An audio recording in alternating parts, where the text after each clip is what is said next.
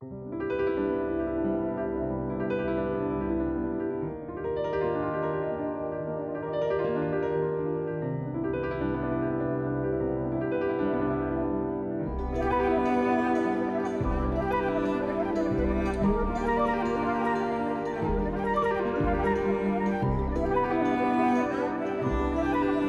100 latach od odzyskania niepodległości przejechaliśmy Polskę w poszukiwaniu obiektów modernistycznych z lat 20.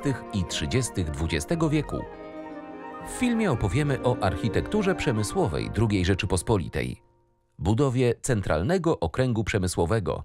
Druga Rzeczpospolita budowała swoją tożsamość w oparciu o wiele źródeł, ale bez wątpienia najważniejszym była właśnie modernizacja i hasło nowoczesności.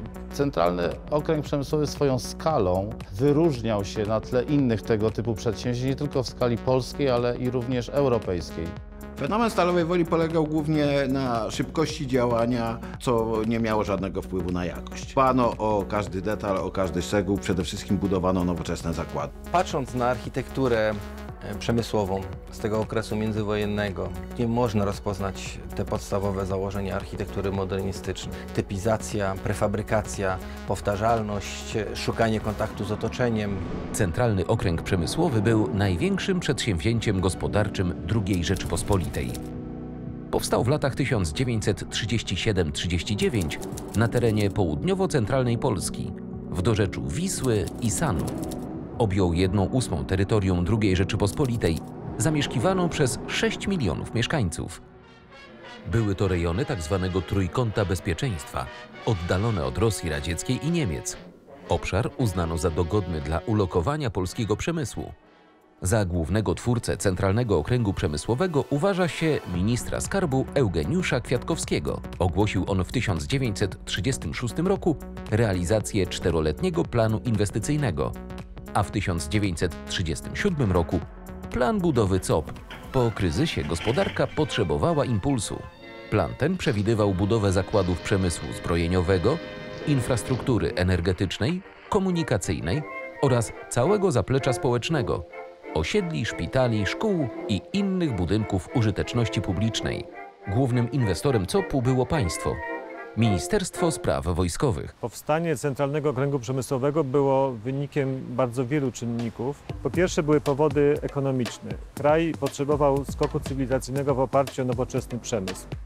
Istniejące wcześniej inwestycje, głównie w przemysł chemiczny na Śląsku czy w Mościcach, Gdynia, czy rozbudowa sieci kolejowej, to były tylko zapowiedzi tego, co się miało dokonać. Po drugie, zmiana całego systemu gospodarczego.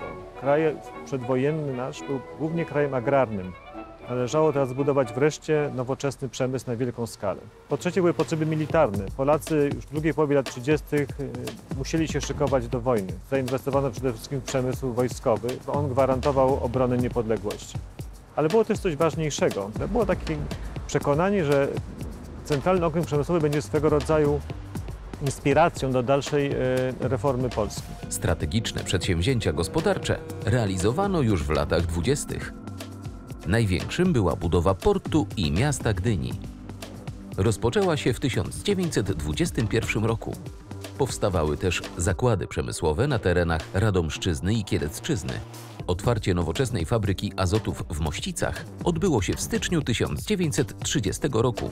Uczestniczyli w nim dwaj główni inicjatorzy rozwoju polskiego przemysłu: prezydent Ignacy Mościcki oraz minister Eugeniusz Kwiatkowski. Istniejące wcześniej na terenie COP-u zakłady wcielano do okręgu.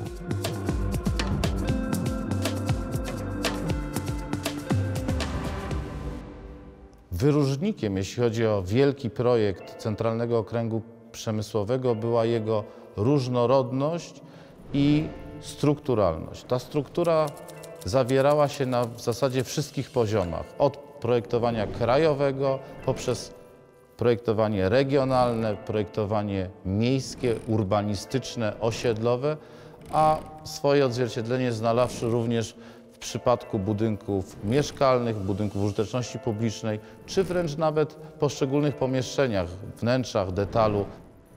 Złożoność inwestycji COP-owskich widać na przykładzie Stalowej Woli, którą wybudowano od zera wraz z całą infrastrukturą, zakładami przemysłowymi, osiedlami mieszkaniowymi, obiektami użyteczności publicznej.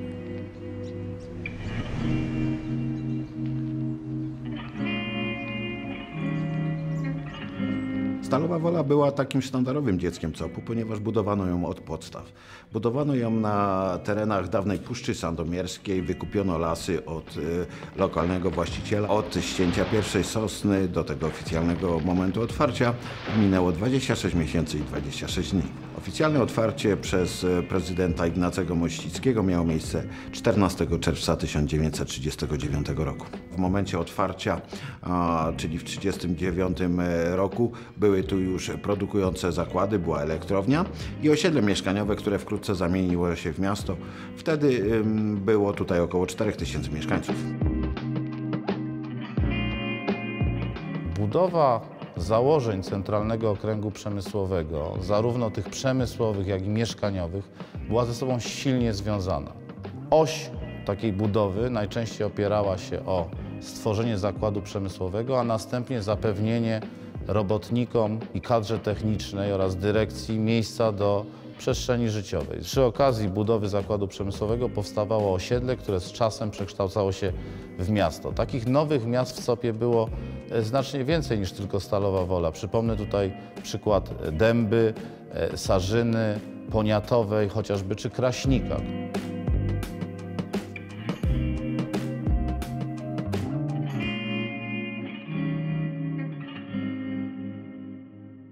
Budowa Centralnego Okręgu Przemysłowego była szansą na awans cywilizacyjny dla właściwie milionów ludzi zamieszkujących wyjątkowo nierozwinięty, niedoinwestowany obszar. COP wykorzystywał na przykład bardzo nowoczesne źródła energii, jak elektrownie wodne, dzięki którym można było dostarczać prąd na te tereny. Pierwszą z tych wielkich zapór była zapora w Porąbce na rzece Soła.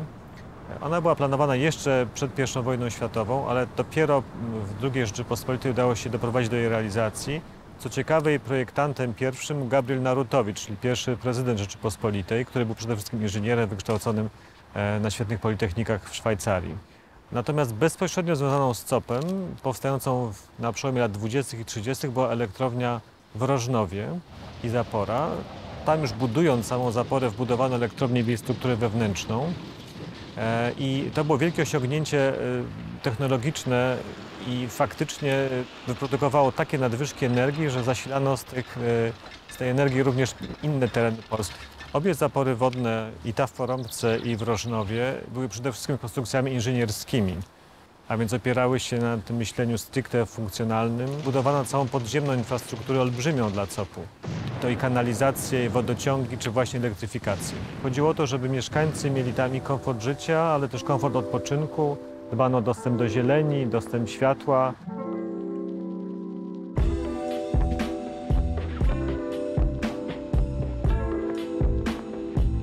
Takie osiedla były stworzone bardzo często komplementarnie.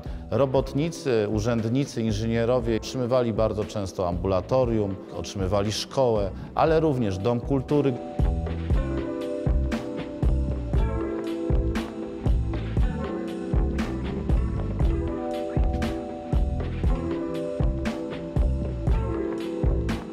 Ludzie chcieli tutaj przyjeżdżać nie tylko ze względu na znakomite warunki finansowe, ale także dlatego, że, mówiąc nieco patetycznie, można coś było zrobić dla Polski. Przyjeżdżało do pracy przede wszystkim mnóstwo młodych ludzi. Bardzo często byli to ludzie z przeszłością legionową. Byli to ludzie świetnie wykształceni. Jedyne zastrzeżenie było takie, że pracowników niewykwalifikowanych rekrutowano tylko z tego rejonu, bo jednym z założeń budowy COP-u była też likwidacja bezrobocia. Państwo przede wszystkim zadbało bardzo o to, żeby COP miał dobry PR, mówiąc dzisiejszym językiem. Zatrudniono dziennikarzy z Melchiorem Wańkowiczem na czele, także malarzy, artystów. Organizowano im wycieczki po COP-ie, żeby mogli zobaczyć wielkość, doskonałość, szybkość tego działania, a potem, żeby mogli coś o tym opowiedzieć.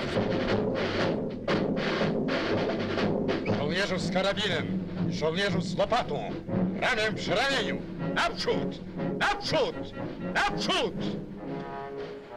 Odwołanie się przez twórców Centralnego Okręgu Przemysłowego do architektury modernistycznej, takich zjawisk jak styl międzynarodowy czy awangarda modernistyczna, było wyborem bez wątpienia świadomym. Tym, co budowało tożsamość Nowej Polski, miała być nowoczesna architektura. Dyskutowano wtedy faktycznie, czy Polacy powinni mieć odrębny styl architektoniczny, ale ta decyzja pod koniec lat 30. była już jednoznaczna. Mianowicie, że swoją obecność w świecie XX wieku wyrazimy przez modernizm. Budowane wtedy osiedla odnosiły się do najważniejszych haseł modernistycznych. Czystego, schludnego mieszkania, higienicznego, dostępnego łatwo, jeśli chodzi o zakład pracy, a także otoczonego zielenią, co miało zapewnić warunki zdrowotne i możliwość rozwoju wszechstronnego, także nie tylko skupienia na pracy.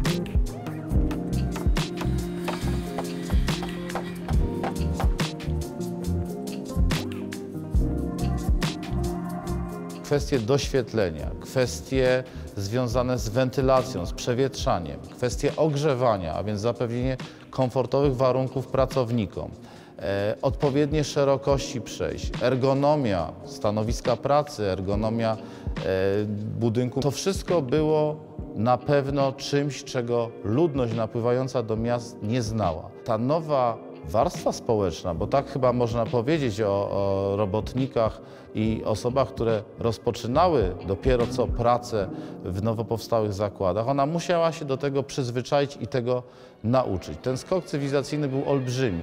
Nobilitacją było pracować dla zakładów południowych w Stalowej Woli. W centrum założeń miejscowości copowskich zawsze był zakład przemysłowy. Powstały m.in.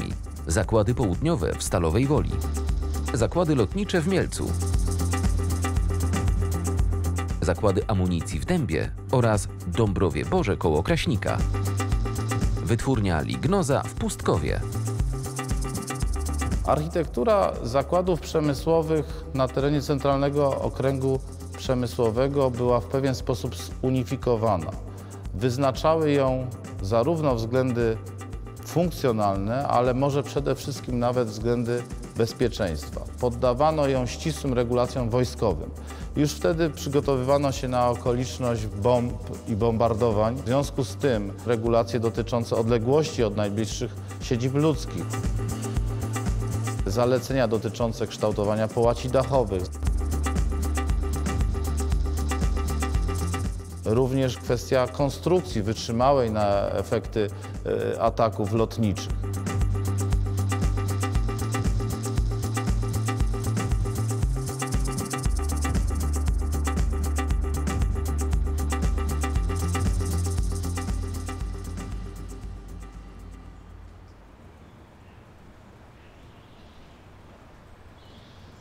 Budynki przemysłowe, halowe, magazynowe, fabryczne Centralnego Okręgu Przemysłowego pozostawiły po sobie również dziedzictwo technologiczne. W latach COP-u byliśmy świadkami przeróżnych rekordów, żeby chociaż wspomnieć tutaj o kwestii związanej z projektowaniem zakładów lotniczych w Mielcu, gdzie Stanisław Hempel zaprojektował najdłuższe przęsło hali montażowej podówczas w przedwojennej Polsce.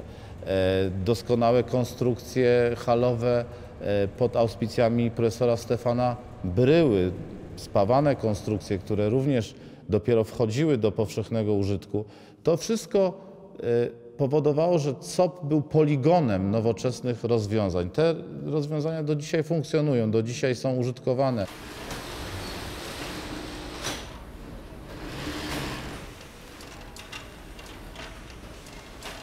W sercu większości założeń Centralnego Okręgu Przemysłowego pojawiał się zakład.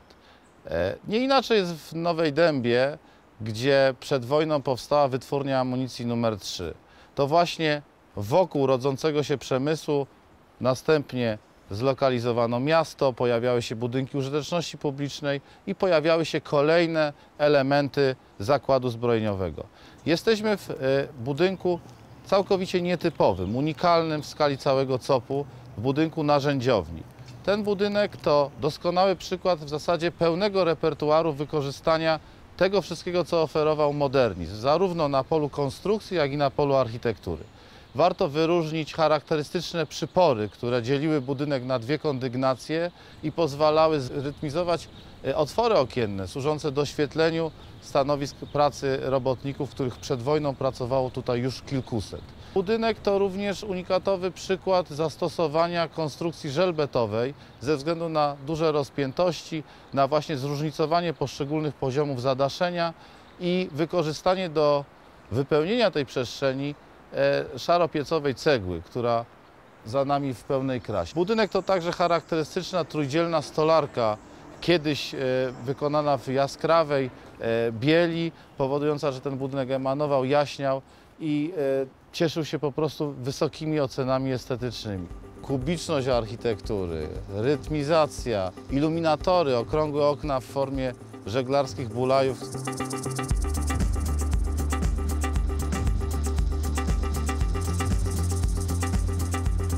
Ten budynek to również proste dachy, nawiązanie do stylu kapitańskich mostków czy transatlantyków, jakże modnych podwówczas.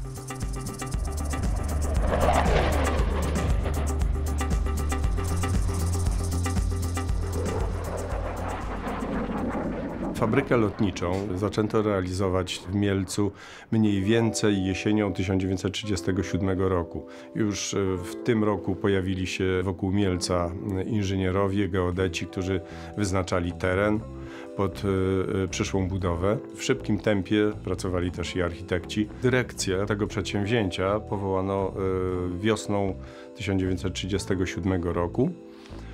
Na jej czele stanął major Piotr Czyżewski. Miał za sobą już realizację fabryki lotniczej w Warszawie.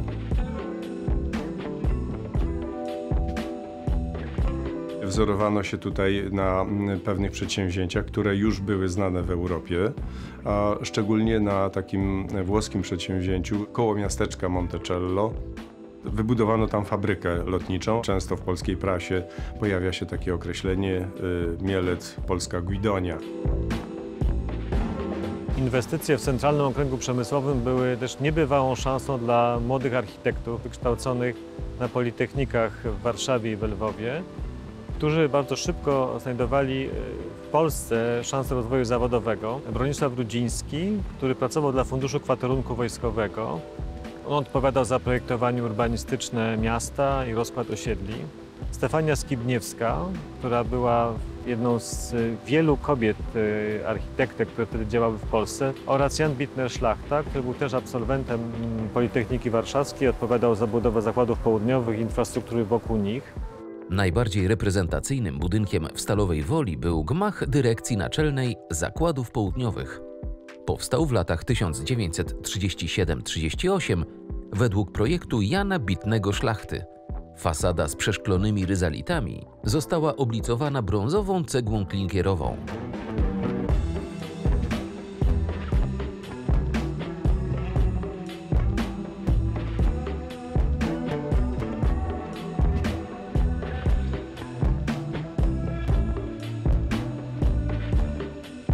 Wnętrze i detale utrzymane są w stylu Art Deco.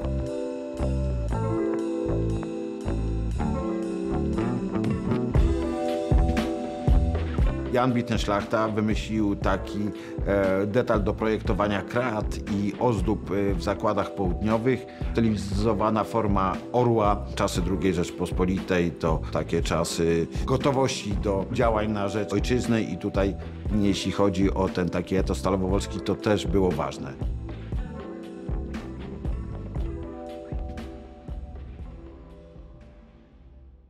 Równocześnie z zakładami powstawało osiedle mieszkaniowe, budowano niezwykle szybko, ale jednocześnie dbano o jakość wykończeń pomieszczeń. Wszystko jedno, czy były to lokale użytkowe, czy mieszkania prywatne, dbano o ten komfort. Mieszkania różniły się jedynie wielkością. Były dzielnice, które zamieszkiwali inżynierowie, kadra techniczna, a mieszkania różniły się wielkością, metrażem, ale nigdy jakością wykonania.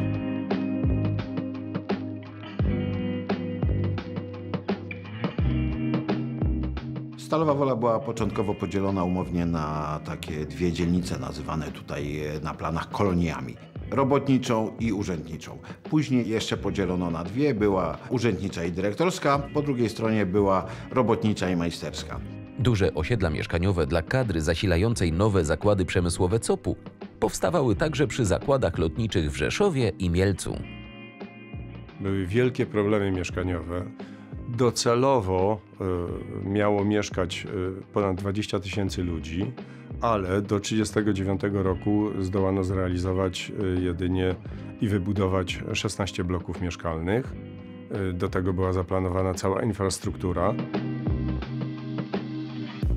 Architektura Centralnego Okręgu Przemysłowego, można powiedzieć, była odwołaniem do haseł architektury międzynarodowej tamtego okresu.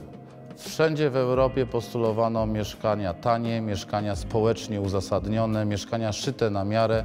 Podobnie było w Centralnym Okręgu Przemysłowym. Determinantami, które wpływały na architekturę, były przede wszystkim pośpiech, po drugie czynnik ekonomiczny, a więc budowano tanio, budowano w sposób uproszczony, pozbawiony bardzo często detalu, w sposób stypizowany, powtarzalny, maszynowy, tak żeby architektura powstawała jak najszybciej według sprawdzonych wzorców.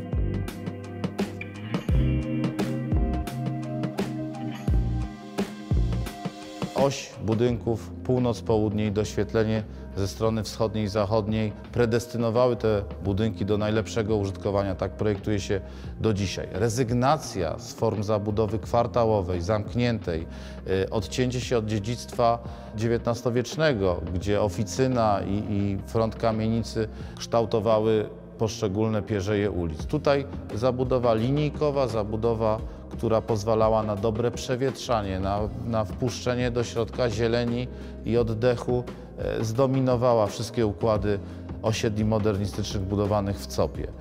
Taką sztandarową zasadą była również skala. Te osiedla rzadko kiedy przekraczały 4 kondygnacje, jeśli chodzi o wysokość.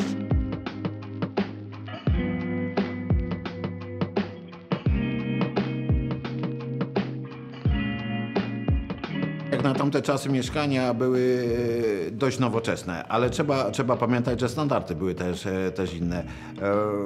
Pokój z kuchnią był takim standardowym mieszkaniem dla robotnika i nikt nie uważał, że ono jest za małe. W każdej dzielnicy był inny układ okien. Na każdej klatce schodowej były położone mozaiki, ale w każdej dzielnicy inne, nawet rynny w poszczególnych dzielnicach były inne. We wszystkich budynkach dbano o te detale, układ poręczy, układ schodów, mozaiki, wejścia miały sprawiać dobre wrażenie estetyczne, ludziom się tam miało dobrze mieszkać, dobrze żyć.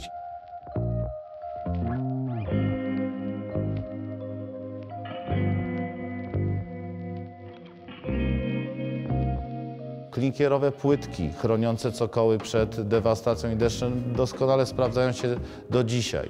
Doskonałe starachowickie drzwi, okna, okucia, możemy z nich również korzystać mimo upływu lat. Bardzo dekoracyjnie kształtowane posadzki, podłogi, sufity, elementy lastrico, które były dekorowane geometrycznymi, właśnie modernistycznymi kompozycjami. To wszystko, mimo że w anturażu przemysłowym dawało powiew nowoczesności, dawało rozmach, dawało poczucie przynależności. Na uwagę zasługuje architektura modernistycznych willi dyrektorskich w Dębie, Pustkowie i Mielcu. Wartą podkreślenia jest willa zaprojektowana dla dyrektora zakładów mieleckich, utrzymana w takim luksusowym wymiarze funkcjonalizmu. Dyrektorem PZL Mielec był inżynier Stanisław Krzyczkowski.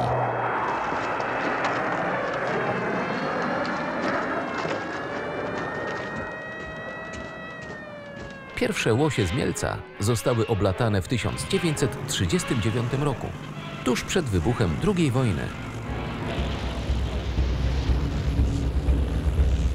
Niemcy po wkroczeniu do Mielca chcieli zachować tą infrastrukturę tych nowoczesnych zakładów, bo to były bardzo nowoczesne zakłady i na pewno mieli w planie, żeby je przejąć. Niemcy już w czasie okupacji wykorzystywali zakłady. Tutaj były remontowane głównie samoloty wycofywane, uszkodzone z działań bojowych na froncie wschodnim.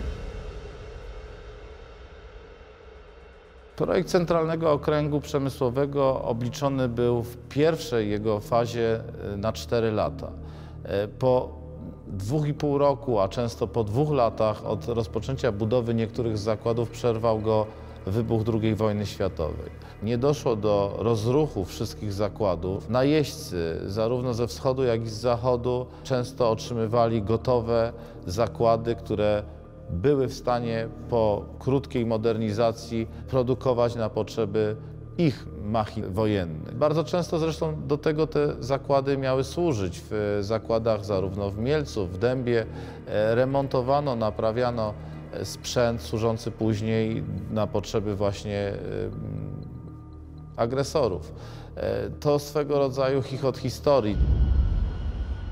Dużo copowskich zakładów przemysłowych przetrwało wojnę, PRL, działają do dziś. Niektóre zachowały układ urbanistyczno-architektoniczny, inne zostały przebudowane. Nadal użytkowane, ale też częstokroć przekształcane są copowskie osiedla i budynki mieszkalne. Objęcie ochroną konserwatorską osiedli robotniczych Centralnego Okręgu Przemysłowego nastąpiło stosunkowo późno, po dokonaniu na tej tkance wielu przekształceń, wielu przeobrażeń, w wyniku których pojedyncze obiekty utraciły swój indywidualny, właściwy im wyraz plastyczny, wykonywanie zewnętrznych termomodernizacji, pokrywanie elewacji pastelową kolorystyką, która jest z historycznego punktu widzenia bardzo niewłaściwą, nieodpowiadającą modernizmowi. Ingerencja w otwory okienne, w ich kształt. Charakterystyczne termometrowe okna klatek schodowych zostają albo usunięte, albo przedzielone. Ingerencje dotyczą również likwidacji charakterystycznych okładzin cokołów budynków z cegły klinkierowej bądź ich malowanie, co również z punktu widzenia konserwatorskiego jest niewłaściwe. Co można zrobić? Na pewno osiedle jako założenie warte jest z uwagi na swoją nieocenioną wartość historyczną, ale też naukową, bo były to pierwsze tego typu założenia, powinny zostać objęte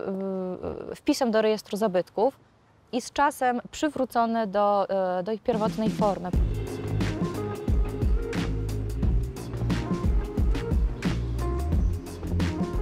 Do świadomości historii Stalowej Woli trzeba było dorosnąć, bo wszystkim mieszkańcom, czy w większości być może, wydawało się, że tak młode miasto, to w porównaniu do innych historycznych miast w Polsce, to co ma za historię. Dopiero przybysze z zewnątrz, którzy zaczęli nagle się zachwycać tą architekturą, która w obrębie, w cudzysłowie, Starego Miasta była taka jednolita i taka inna i robili takie wow, patrząc na przykład na sosny rosnące w środku miasta, to sprawiło, że mieszkańcy zaczęli to doceniać, zaczęli to szanować i także władze zaczęły czynić pewne działania w kierunku ochrony tego dziedzictwa. I oczywiście lokalne różne instytucje też w tym kierunku podjęły pewne działania.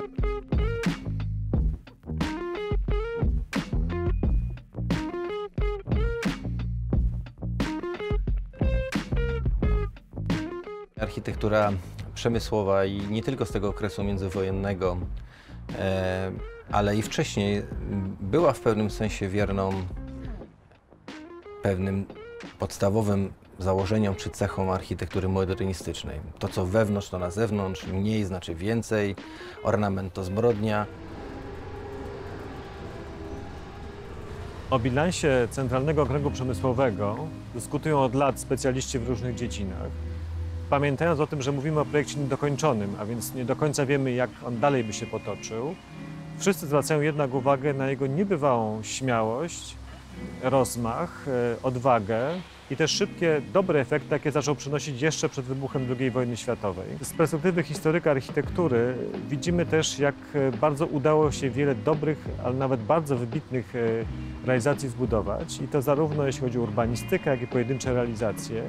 Tylko było to robione z wielkim namysłem, starannością, przy zachowaniu oczywiście możliwości ekonomicznych, którymi wtedy dysponowano.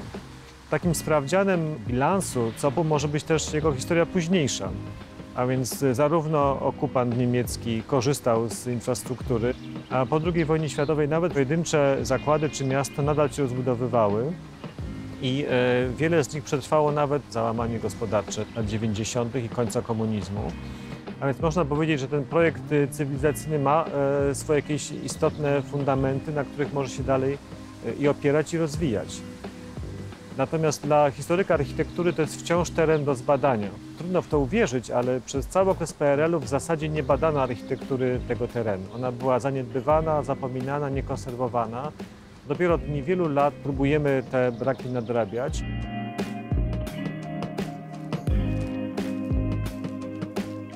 Fenomen Centralnego Okręgu Przemysłowego to jego wielowątkowość, wielowymiarowość, jego bardzo komplementarny wymiar.